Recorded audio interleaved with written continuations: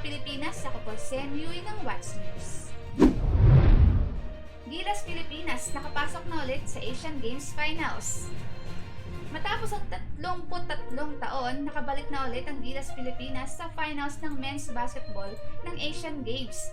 Matapos nilang manalo sa semifinals laban sa China sa score na 77-76.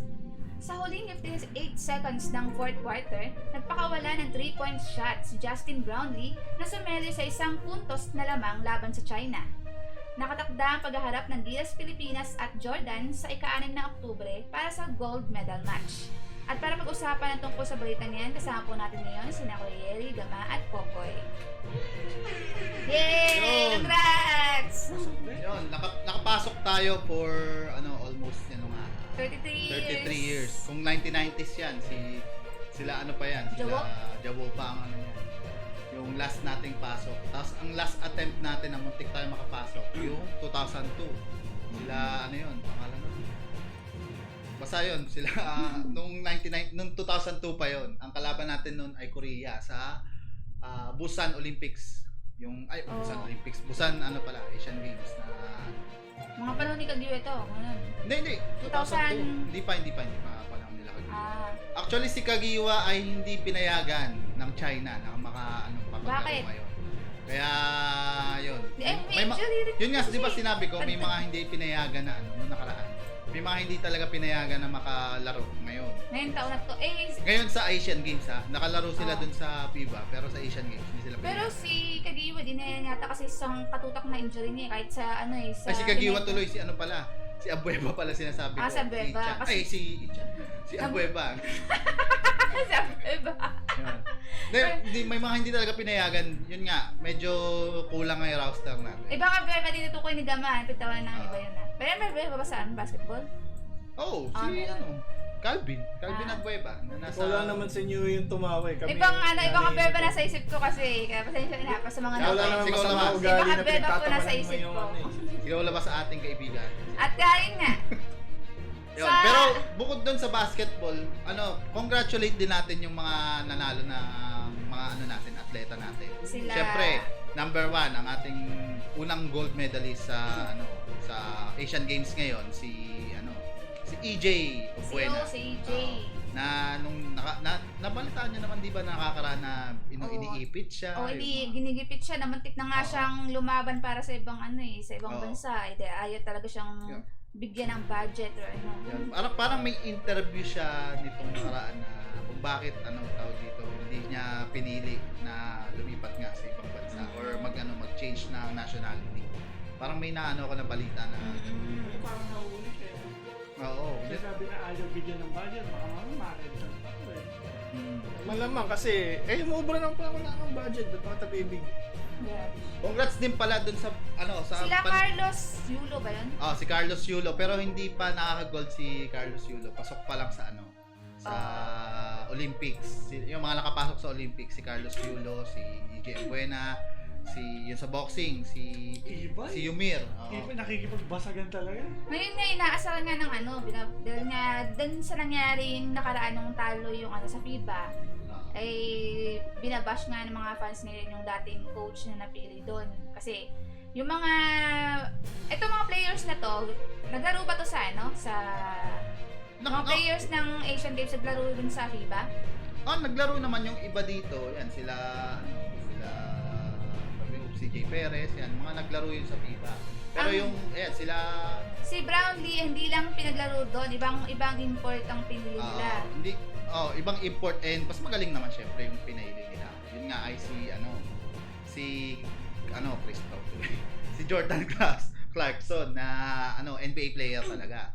Kaso mukhang di lang nila na sa strategy. Alin? Sa strategy. Medyo lang doon sa strategy. And wala din dito sila Rukawa nga. Hindi. Rukawa kasi tawag ko kay Dwight Ramos eh. Kasi pogi.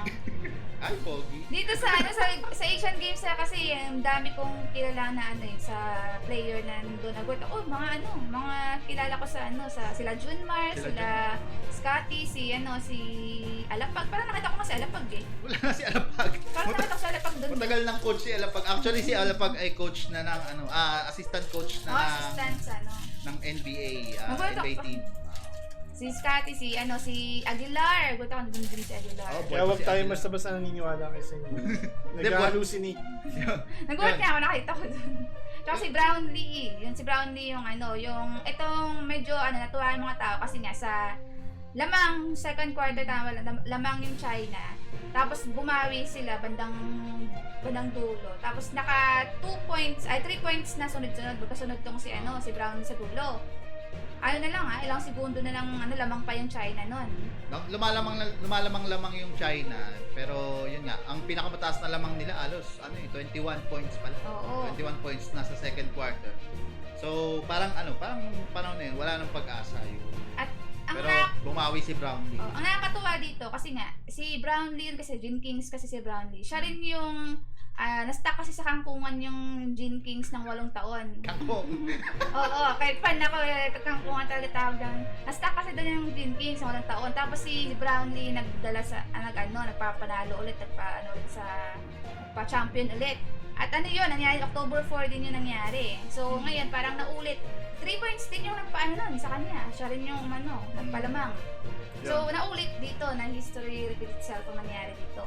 At yun, ang makakalaban nila sa Friday ay ang team ng Jordan, which is nakalaban na nila this Asian Games na medyo natambakan sila. Pero nakasabay sila ng first at second quarter. Actually, nung second quarter, tabla sila nung end ng first half, yung end ng second quarter. Tapos nung bandang dulo, ayun, medyo natambakan na sila ng 20 mahigit.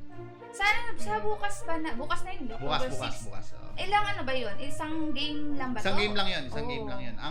Ang dito sa Asian Games, medyo umpisa, hanggang parang round robin na style, tapos mapupunta ng semifinals, quarter, semis, tapos finals. Gold na bukas gold medal match na eh. Gold So, medal automatic match. may silver na yung gilas.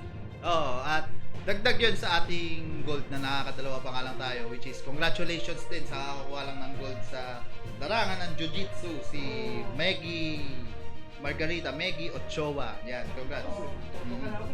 Nakita ko Jiu-Jitsu, yung tali ng mga medalyo. Grabe ang China. Ang dami pa rin. 100 plus yung Oo, sila ang sila ang host eh. Dahil maraming na ipambabato na na Nung Asian Games nga, nung ASEAN Games nga, SEA Games nung nakaraan, nag-host tayo. Tayo ang number 1 pero natalo ata tayo ng Thailand ata, hindi or Indonesia. Kasi lamang din sila sa dami ng atleta. Pero kung sa Pilipinas gagawin, yun, marami tayong maya. Sa mga ganyan ba, wala bang limit ng atleta na pwede ilaban? Wala, basta qualified ka. So lamang talaga yung yung host country dahil Hindi, tsaka kung susuportahan nga ng Pilipinas yung mga atleta dito, mas marami tayong maisasali sa mga Yes, oo. yung ultimo pamasahe lang papunta sa ibang bansa, issue na eh. pahirapan. Oo. Kaya, halimbawa, China, dahil nandoon na lang din naman sa China gagawin yung lahat malamang nung categories na napuno nila, nalagyan nila ng contender. Ayun. Sa atin limitado lang din yung Dito, delikado nagiging delikado po red flag ka kapag hindi ka lang sponsor Pahirapan yung nakita naman natin paano nagipit sa budget yung kay Jay. Tapos yung hinalapan pa siya ng nung sa proof dun sa nakaraan niyang tapos pag nanalo nagkukumayo. Kano lang naman nakukuha nila pagka namatay na. Yun nga, Para dun sa gastos at saka sa hirap. Yung mismong pagte-train para maging atleta, pahirapan na eh. Sakripisyo na eh. Yung paghahanap pa ng coach mo, venue ng training, equipments. Miscellaneous. Miscellaneous, syempre, masahe. Ang hirap maghanap ng sponsorship sa mga atleta. Pahirapan. Wala kasi yung tipong parang na saan ba yung bansa na yun na ano, parang pag sinabi atleta kay ano ka, maano ka, supported ka talaga ng government. Korean. Korea. Korea, yun nga sa China rin naman, gano'n. Suportado rin naman Pag sa yung ibang mga bansa, atleta doon. pag ibang bansa naman yung takbuhan, Jamaica, yan. Ang bibilis ng mga ano yun. Jamaica. Yun. Jamaica. So, yun, bukas nga ay ano, anong oras yung anong laban nila? Alas 8 ata ang laban nila kasi or kung hindi alas 8, alas 6 ng hapon ang laban nila. At yun nga, supportahan natin ang ating mga atleta. Bukod hindi lang sa Gilas Pilipinas, syempre. Yung ating mga pinadalang atleta doon sa bansahan.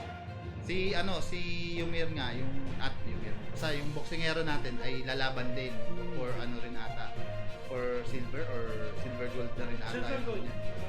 Naka-linya na rin siya for silver and gold. At yun nga, sana manalo sila. Magtuloy-tuloy sana yung mga nakukuha nating medalya.